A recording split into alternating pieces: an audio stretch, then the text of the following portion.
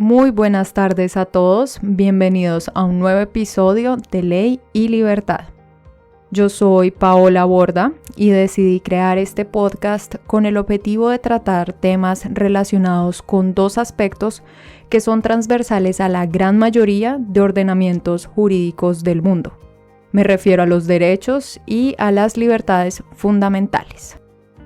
Hoy, 28 de mayo, se cumple un mes desde el inicio del paro nacional en Colombia. Por esa razón, en este episodio yo quiero tratar uno de los temas jurídicos que más ha causado controversia en las últimas semanas. Ojo, este no es el único tema. Me refiero a la declaratoria del estado de conmoción interior. El 5 de mayo de 2021, Iván Duque, el presidente de la República, manifestó que no descarta esta opción, lo cual ha causado una división de opiniones a favor y en contra, debido básicamente a las consecuencias que implicaría esa decisión. Examinemos entonces en esta oportunidad en qué consiste este régimen de excepción. Para ello, empezaré explicando cuáles son los 3 estados de excepción que existen en Colombia, destacando los controles y límites jurídicos a los cuales están sometidos. Este primer punto es importante, pues el estado de conmoción interior es un tipo o una especie de estado de excepción. Hecho esto, después profundizaré en el estado de conmoción interior, enfocándome en 3 aspectos importantes. El primero, cuáles son sus características. El segundo, qué derechos y libertades pueden limitarse si se declara. Y el tercero y último, en qué escenarios es improcedente su declaratoria. Les recuerdo que en mi sitio web www.paolaborda.com usted puede leer la investigación que escribí para realizar este episodio y consultar todas las referencias bibliográficas y más detalles. También lo invito a suscribirse y a ser parte de esta comunidad que ya suma 70 personas en YouTube. Y si usted ya es una de esas personas que está inscrita, muchas gracias por seguir aquí. Por último, no olvide seguirme en mis redes sociales, las cuales se encuentran en la parte de abajo, en la descripción. No siendo más, empecemos con este episodio.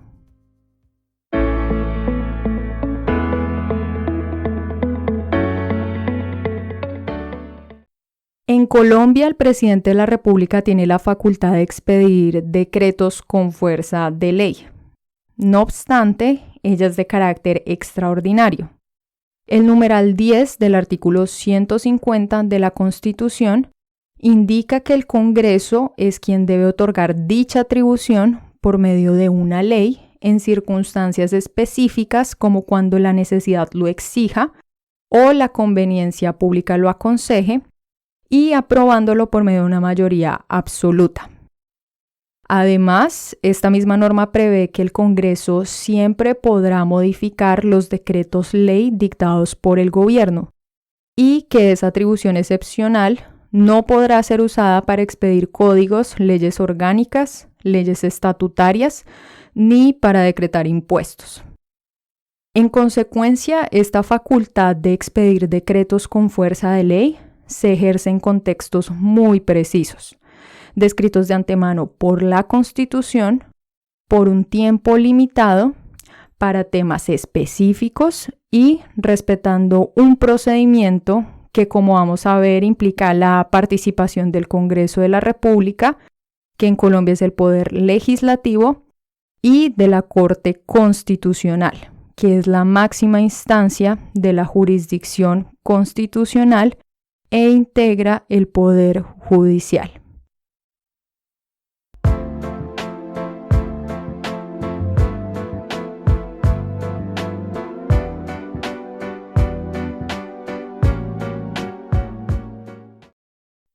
Dicho lo anterior, revisemos los 3 contextos en los que el presidente expide decretos con fuerza de ley. Es decir, profundicemos en los 3 estados de excepción. La Constitución prevé 3 estados de excepción. Ellos son regulados en detalle por la Ley 137 de 2 de junio de 1994, Aquí abro paréntesis porque voy a hacer un comentario y es que esta ley la vamos a mencionar de manera permanente en este episodio, de manera que si digo ley 137, usted por favor retenga que me estoy refiriendo a la ley 137 de junio 2 de 1994. Bien, pues con fundamento en la Constitución y en lo dispuesto por la ley 137, la Corte Constitucional en la sentencia C-145 de 2020 indicó que los estados de excepción corresponden a situaciones de, abro comillas, anormalidad constitucional, cierro comillas, en donde se invierte el principio democrático, facultando al Poder Ejecutivo para, abro comillas, dictar normas con fuerza de ley. Cierro comillas. De manera que estos tres estados de excepción se componen por los siguientes. El primero de ellos es el estado de guerra exterior.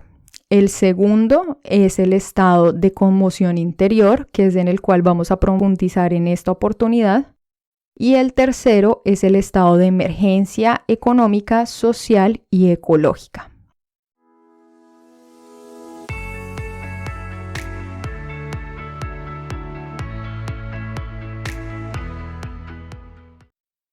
En la sentencia C-156 de 2011, la Corte Constitucional recordó que el constituyente de 1991 decidió crear estos tres regímenes para responder a, primero, las perturbaciones del orden político, segundo, las perturbaciones del orden económico y tercero, a las perturbaciones del orden social y ecológico.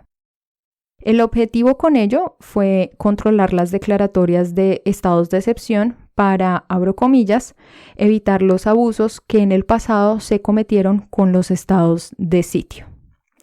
Además, la Corte mencionó en dicha ocasión que en algunos casos puede ser difícil establecer la naturaleza de los hechos que provocan la declaración de, por ejemplo, la conmoción interior o de la emergencia.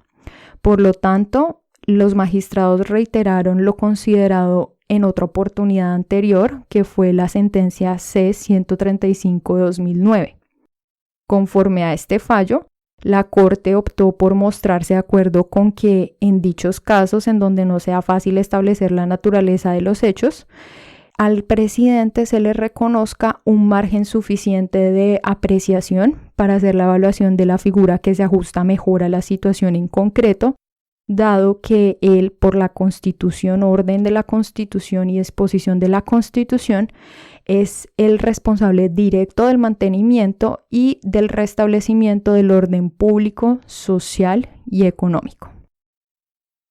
Dicho lo anterior, pasemos a un diagrama explicativo de los estados de excepción.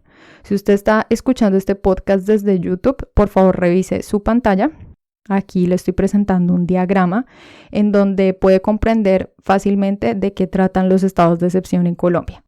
Entonces, en la parte izquierda tenemos a los estados de excepción como el género, es decir, la categoría grande, que está regulada en la Constitución a partir del título 7, capítulo 6. Y en la parte derecha ya tenemos los tres tipos de estados de excepción. Primero, el estado de guerra exterior, que está regulado en el artículo 212 de la Constitución y también en los artículos 22 a 33 de la Ley 137. En segundo lugar, tenemos al estado de conmoción interior, que es el que más nos interesa en este episodio, que está regulado en el artículo 213 de la Constitución y en los artículos 34 a 45 de la Ley 137. Y por último, tenemos al estado de emergencia económica, social y ecológica, que está regulado en el artículo 215 de la Constitución y en los artículos 46 a 50 de la Ley 137. Pasemos ahora a la definición de cada uno de estos regímenes excepcionales. Con fundamento en el artículo 25 de la Ley 137, en primer lugar, el estado de guerra exterior es un régimen excepcional que se activa para que el gobierno ejerza las facultades estrictamente necesarias para repeler la agresión, defender la soberanía, atender los requerimientos de la guerra y procurar el restablecimiento de la normalidad. En segundo lugar, y de conformidad con el artículo 34 de la Ley 137 de nuevo, tenemos al estado de conmoción interior. Este es el régimen excepcional que se activa cuando se presente una grave perturbación del orden público que atente de manera inminente contra la estabilidad institucional, la seguridad del Estado o la convivencia ciudadana, que no pueda ser conjurada mediante el uso de las atribuciones ordinarias de las autoridades de policía. En tercer y último lugar, conforme al artículo 46 de la misma ley, la Ley 137, tenemos al estado de emergencia económica, social y ecológica. Este se refiere a un régimen excepcional que se activa cuando sobrevengan hechos distintos a los previstos anteriormente en el estado de guerra exterior y en el estado de conmoción interior, que perturben o amenacen perturbar en forma grave e inminente el orden económico, social y ecológico del país o que constituyan grave calamidad pública. Y aquí un comentario interesante que puedo hacer al respecto es que el estado de emergencia económica, social y ecológica fue el que se activó en Colombia a raíz de la propagación del coronavirus en el país.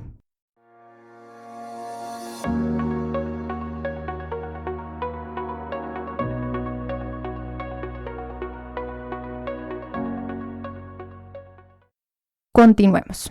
Entonces, vale la pena mencionar que la existencia de estos regímenes excepcionales que acabamos de mencionar no es una cuestión exclusiva del derecho colombiano. Y en este punto vamos a hacer referencia al derecho español, al derecho público español. Porque en España, por ejemplo, existe el estado de alarma, el estado de excepción y el estado de sitio. Su marco jurídico está determinado por 3 textos. En primer lugar, la Constitución española, que data de 1978. Y los artículos pertinentes son los 55, 116, 155 y 169. En segundo lugar, la Ley Orgánica número 4 de 1 de junio de 1981 sobre los estados de excepción y de sitio. Y en tercer y último lugar, la resolución de 24 de febrero de 1982 sobre el reglamento del Congreso de los Diputados. Recordemos a continuación de manera concisa de qué trata cada régimen excepcional. Entonces, en primer lugar, el estado de alarma es el que más se asimila al estado de emergencia económica, social y ecológica que regula el artículo 215 de la Constitución colombiana. Es un régimen jurídico que se declara en España para permitir la adopción de medidas excepcionales que permitan dar una respuesta gubernamental rápida cuando ocurran catástrofes naturales, crisis sanitarias, paralización de servicios públicos esenciales y desabastecimiento de productos de primera necesidad. El artículo 116 de la Constitución española indica que él será adoptado por el gobierno mediante decreto del Consejo de Ministros por un periodo máximo de 15 días, dando cuenta al Congreso de los Diputados reunidos inmediatamente al efecto y sin cuya autorización no podrá ser prorrogado dicho plazo. Vale la pena agregar que la declaración del estado de alarma puede conllevar a la adopción de ciertas medidas que limiten ciertos derechos y las libertades fundamentales. Para mayor información al respecto, lo invito a consultar en mi sitio web el artículo titulado El estado de alarma declarado el 14 de marzo de 2020 para gestionar la pandemia. Continuemos. El estado de excepción que existe en España, en segundo lugar, puede asimilarse tanto al estado de emergencia francés, que en francés se llama l'état d'urgence, previsto en Francia por la ley número 55-385 de 3 de abril de 1955 y por el artículo 16 de la Constitución francesa, que data de 1958, como al estado de conmoción interior, que está previsto en el artículo 213 de la Constitución de Colombia. El estado de excepción permite en España hacer frente a las alteraciones de orden público que impiden el normal funcionamiento de las instituciones democráticas y los servicios públicos. Por otra parte, conforme al artículo 116 de la Constitución española, este régimen será declarado por el gobierno mediante decreto del Consejo de Ministros, teniendo en cuenta que la autorización y proclamación de este estado, el estado de excepción, determinará expresamente los efectos del mismo, el territorio al que se aplica y su duración, que no podrá exceder de un periodo de 30 días, prorrogables por la misma duración y en las mismas condiciones. En tercer y último lugar, el estado de sitio se asimila al estado de guerra exterior previsto por el artículo 212 de la Constitución de Colombia.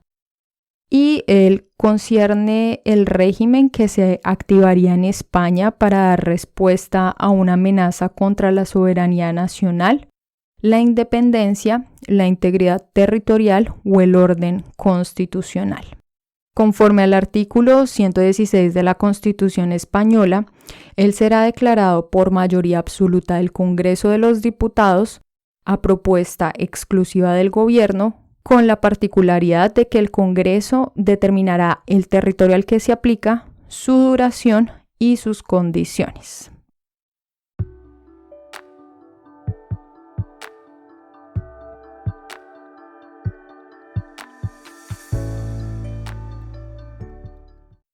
Listo, entonces en este momento cerramos ese punto de derecho comparado en donde pudimos examinar un poco de lo que prevé el derecho público español respecto a los regímenes de excepción. Pasemos ahora a cuáles son los controles a los cuales se someten los estados de excepción que existen en Colombia. Los estados de excepción en Colombia, debido a su naturaleza, están sometidos a los siguientes controles y límites jurídicos. En primer lugar, el control político. El Congreso debe reunirse para llevar a cabo este control dentro de los 3 días siguientes a la declaratoria del estado de excepción en específico. El Congreso se reúne por derecho propio y en pleno ejercicio de sus atribuciones constitucionales. En segundo lugar, tenemos el control jurídico o constitucional. Este está a cargo de la Corte Constitucional. Es realizado de manera inmediata y automática. La Corte tiene a su cargo examinar el decreto de declaratoria de, por ejemplo, el estado de conmoción interior y de los decretos legislativos que dicte el gobierno durante su vigencia. En tercer lugar, y aquí empezamos con los límites jurídicos, la suspensión de los derechos fundamentales que se llegue a realizar bajo su marco debe cumplir el requisito de la estricta necesidad. No obstante, debe mencionarse que está prohibida la suspensión de algunos derechos previstos en leyes y pactos internacionales como la Ley 137, el Pacto Internacional de Derechos Civiles y Políticos y la Convención Americana sobre Derechos Humanos. Ellos son principalmente los siguientes. Aquí pues vamos a mencionar algunos, pero esta lista no es taxativa. El primero, el derecho a la vida y a la integridad personal. El segundo, el derecho a no ser sometido a desaparición forzada, a torturas ni a tratos o penas crueles, inhumanos o degradantes. El tercero, la libertad de conciencia. El cuarto, la libertad de religión. El principio de legalidad, de favorabilidad y de retroactividad de la ley penal. El derecho a elegir y ser elegido. Los derechos del niño a la protección por parte de su familia, de la sociedad y del Estado. Y por último, el derecho al habeas corpus. En cuarto lugar, tenemos otro límite jurídico que consiste en el respeto de todas las reglas del derecho internacional humanitario. En quinto lugar, tenemos al límite jurídico que consiste en la proporcionalidad de las medidas adoptadas durante la vigencia de alguno de los estados de excepción.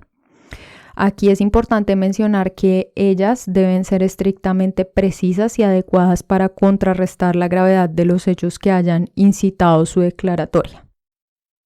En quinto lugar, tenemos el límite jurídico consistente en que está prohibida la suspensión del funcionamiento normal de las tres ramas del poder público, es decir, la rama ejecutiva, legislativa y judicial, o de los órganos del Estado. En sexto lugar, tenemos un límite jurídico consistente en que los civiles no podrán ser investigados por la justicia penal militar. En séptimo lugar está el límite jurídico que consiste en que los decretos legislativos que emita el gobierno durante la vigencia de alguno de los estados de excepción deberán cumplir con requisitos de forma y de fondo. De manera que, por una parte, ellos deberán llevar la firma del presidente y de todos sus ministros, y por otra, ellos solo podrán referirse a materias que tengan relación directa y específica con la situación que hubiere determinado la declaratoria del estado de excepción en particular.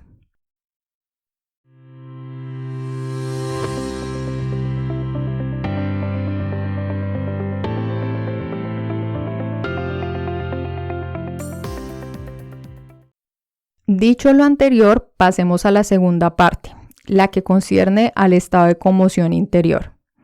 Aquí vamos a profundizar en sus características, en la limitación a derechos y libertades que se puede realizar dentro de su marco y a los escenarios en los cuales es improcedente. Como se ha mencionado anteriormente, la declaratoria del estado de conmoción interior procede ante casos de grave perturbación del orden público que atente de manera inminente contra la estabilidad institucional, la seguridad del Estado o la convivencia ciudadana y que no pueda ser conjurada mediante el uso de las atribuciones ordinarias de las autoridades de policía. Así lo indican el primer inciso del artículo 213 de la Constitución de Colombia y el artículo 34 de la Ley 137. ¿Cuáles son las características del estado de excepción? Podemos destacar dos principales. En primer lugar, es que es estrictamente temporal y en segundo lugar, es que otorga al presidente y a sus gobiernos las facultades estrictamente necesarias para conjurar la perturbación del orden público en específico. Veamos estas características en detalle. Primera característica, es estrictamente temporal. El estado de conmoción interior solo puede declararse por 90 días. Este término se puede prorrogar hasta por 2 periodos iguales. Pero la segunda prórroga deberá ser aprobada de manera previa por el Senado de la República. Todo esto de conformidad con lo dispuesto por el artículo 35 de la Ley 137. En segundo lugar está la característica de otorgar al presidente y a su gobierno las facultades estrictamente necesarias para conjurar la perturbación del orden público en específico. Aquí se debe destacar que estas atribuciones son extraordinarias, porque de conformidad con los artículos 213 y 214 de la Constitución, durante la validez del estado de conmoción interior, el gobierno está autorizado para 3 cosas. La primera, suspender temporalmente leyes incompatibles con el estado de conmoción interior. La segunda, expedir decretos legislativos. No obstante, ellos deben siempre estar relacionados de manera directa y específica con las causas de la declaratoria del estado de conmoción interior. Y la tercera, limitar derechos y libertades fundamentales, lo cual nos introduce al tema que queremos tratar en segundo lugar respecto al estado de conmoción interior, y es precisamente qué derechos y libertades fundamentales pueden limitarse durante su vigencia.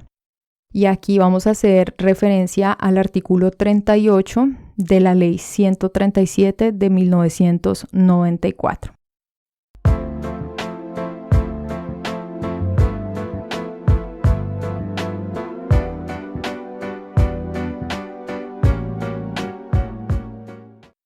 Como se mencionó anteriormente, durante los estados de excepción sí es posible restringir ciertos derechos y libertades fundamentales, pero aclaro, ciertos derechos y libertades, no todos.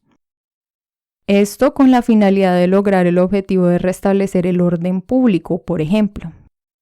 En consecuencia, y respecto al estado de conmoción interior, la norma que acabamos de mencionar, el artículo 38 de la Ley 137, autoriza al gobierno de turno a restringir los siguientes derechos y libertades. El primero de ellos es el derecho de circulación y residencia. La norma indica que podrá limitarse o prohibirse genéricamente la circulación o permanencia de personas o vehículos en horas y lugares determinados que puedan obstruir la acción de la fuerza pública con miras al restablecimiento del orden público. Asimismo, están autorizadas la imposición de un toque de queda y la posibilidad de exigir a personas determinadas que comuniquen con una antelación de 2 días todo desplazamiento fuera de la localidad en que tengan su residencia habitual. Sin embargo, pese a lo anterior, está prohibido, dentro del marco del estado de conmoción interior, ordenar el desarraigo o el exilio interno. En segundo lugar, tenemos que está autorizado a utilizar temporalmente bienes e imponer la prestación de servicios técnicos y profesionales. Esta facultad extraordinaria, no obstante lo anterior, tiene límites. Y al respecto, el artículo 38 de la Ley 137 especifica que solo se podrá realizar esto cuando no existan bienes y servicios oficiales ni medio alternativo alguno para proteger los derechos fundamentales o cuando sea urgente garantizar la vida y la salud de las personas. Además, la norma especifica que no podrán imponerse trabajos forzados de conformidad con lo establecido en los convenios internacionales. En tercer lugar, está autorizado someter a permiso previo o restringir la celebración de reuniones y manifestaciones que puedan contribuir en forma grave e inminente a la perturbación del orden público y disolver a aquellas que lo perturben. En cuarto lugar, tenemos que está autorizado el disponer, con orden de autoridad judicial competente, la interceptación o registro de comunicaciones con el único fin de buscar pruebas judiciales o prevenir la comisión de delitos. En quinto lugar, está autorizado el disponer con orden de autoridad judicial competente la aprehensión preventiva de personas de quienes se tenga indicios sobre su participación o sobre sus planes de participar en la comisión de delitos relacionados con las causas de la perturbación del orden público. Al respecto, la norma indica que cuando existan circunstancias de urgencia insuperables y sea necesario proteger un derecho fundamental en grave peligro, la autorización judicial previamente escrita podrá ser comunicada verbalmente. Adicionalmente, se dispone que cuando las circunstancias anteriores surjan y sea imposible requerir la autorización judicial, podrá actuarse sin orden de un juez.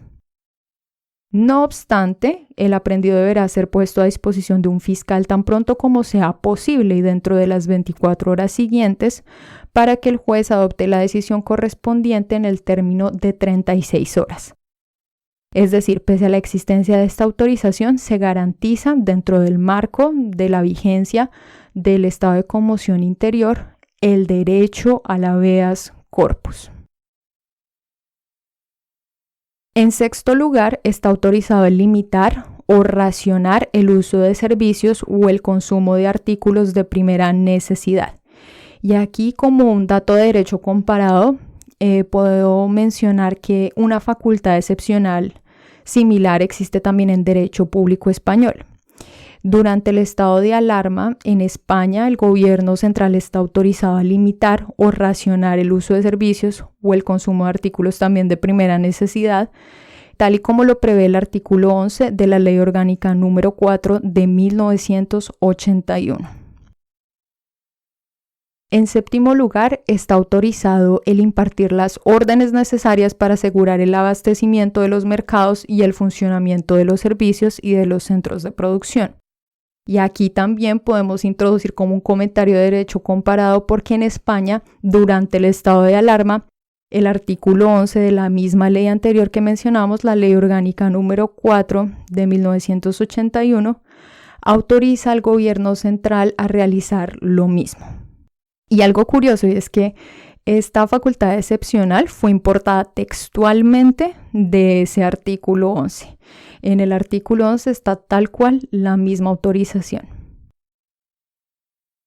En octavo lugar, está autorizado que el presidente pueda suspender al alcalde o gobernador y el gobernador, pueda suspender a los alcaldes de su departamento cuando contribuyan a la perturbación del orden u obstaculicen la acción de la fuerza pública o incumplan las órdenes que al respecto emita su superior y designar temporalmente cualquier autoridad civil.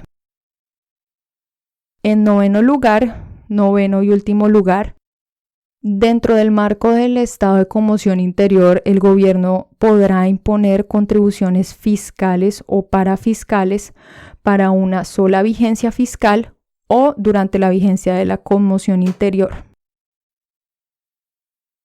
Dicho lo anterior, pasemos ahora a explicar cuándo no es procedente la declaratoria del estado de conmoción interior. Vamos a hacer referencia a las facultades ordinarias de las autoridades de policía que están previstas en la Constitución.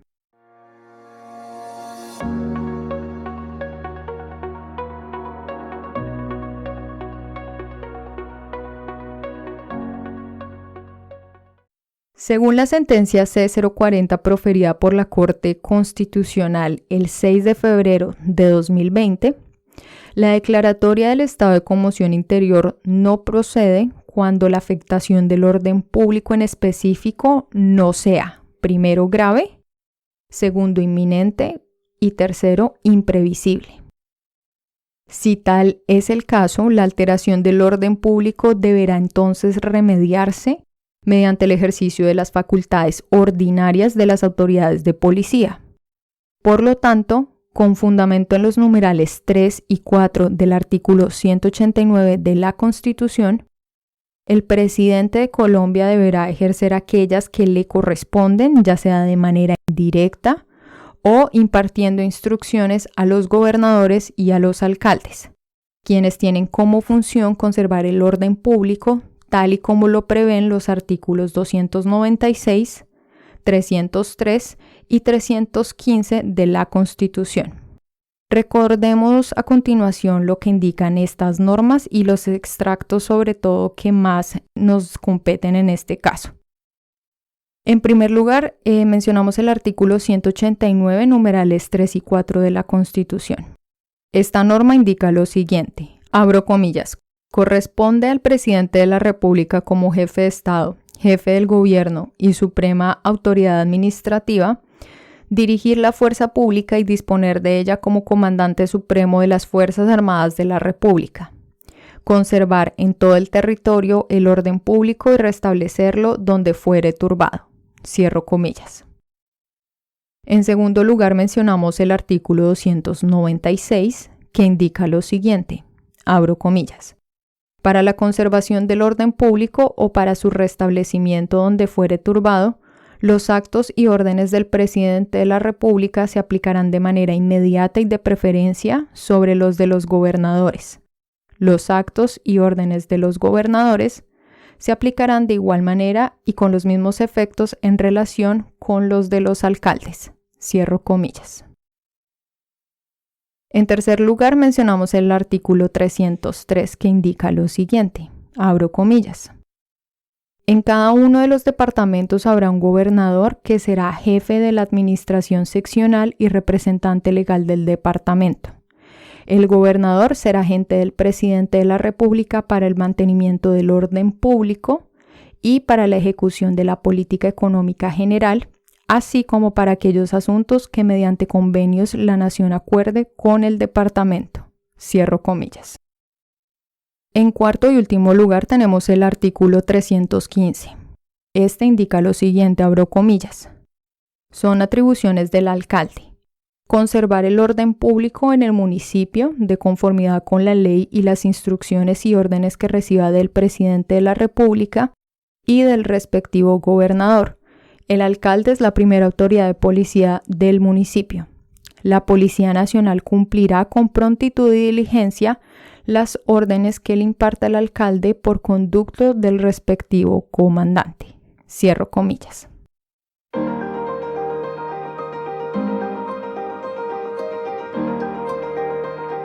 Muchas gracias por llegar hasta el final de este episodio.